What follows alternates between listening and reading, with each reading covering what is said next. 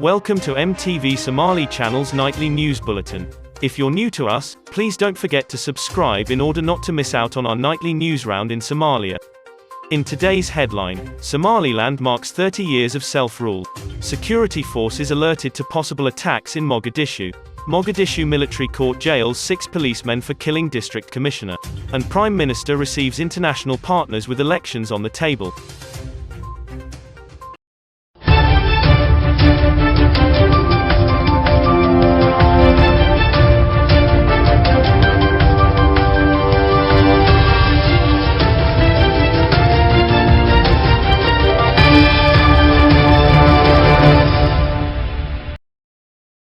We start with, the self-declared Republic of Somaliland celebrates 30 years of independence from Somalia on Tuesday, as officials make preparations for festivities in Hargeisa and other cities. Hargeisa residents began celebrating as early as 2 a.m. in the city centre. Thousands of people are expected to gather at Independence Square over the week to commemorate the milestone with live music and other events.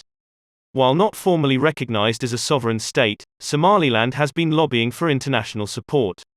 It hosts at least a half-dozen diplomatic offices in Hargeisa. Somaliland also maintains liaison offices worldwide, although they do not have formal diplomatic status under the Vienna Convention. International observers have noted that Somaliland contains all the trappings of a contemporary nation-state, with its own parliament, currency, defense and national identity. Most of Somaliland's residents were born post-independence.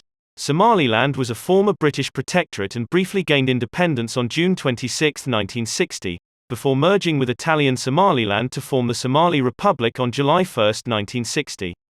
Its 5 days of independence were recognized by 35 countries and the international community, including the US and UN. Following the overthrow of Somalia's military ruler Siad Barre in 1991, Somaliland unilaterally declared independence from Somalia on May 18 of the same year within the borders of the former British Somaliland.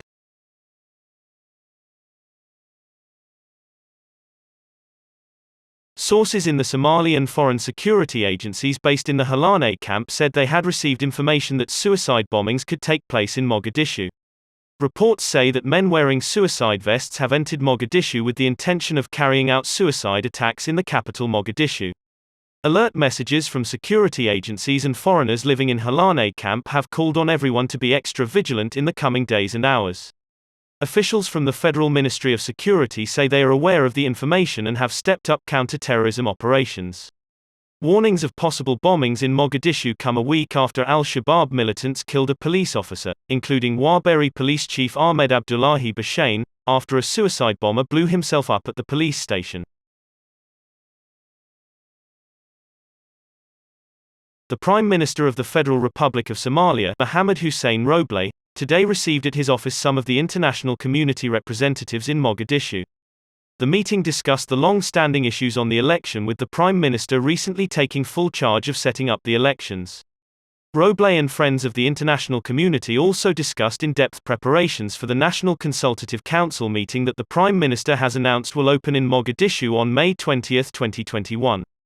Representatives of the international community have once again expressed strong support for the Prime Minister's takeover of the electoral process and its security, pledging their support for the country's electoral process. The Prime Minister was accompanied by members of his cabinet during the meeting. It is not the first time the Prime Minister has met with representatives of the international community since taking charge of the election. 6 policemen were sentenced to between 2 and 5 years on Tuesday by a military court in Mogadishu for the murder of Hodan District Commissioner Abdi Hakim Dagarjun early this year. The court ruled that Hal Wadag District Police Commandant Colonel Shuaib Abdi Muhammad masterminded the shooting dead of Dagarjun on January 21 at Aden Ad Road Junction located between Hal Wadag and Vata Nabada districts. Colonel Shuaib was sentenced to 5 years in jail while another officer, Bashir Ahmed Abdi, received a similar jail term. According to the court, Jamal Asak Ali, Dibalawi Ibrahim Yusuf, Farah Sabriye Afra and Kulmi Kariye Ali, all members of the Somali police force, will serve a 2-year jail term. Commissioner Dagarjun had just arrived in Mogadishu from Turkey, where he had undergone treatment when he was shot dead. The deceased had survived a car bomb attack and was flown to Turkey for treatment, only to be killed upon returning home. The attack's motive remained unclear, but the prosecution told the court the deceased official had been killed intentionally. That's it for our nightly news roundup bulletin in Somalia. Do not forget to subscribe in order to not miss out more bulletins from MTV Somali Channel.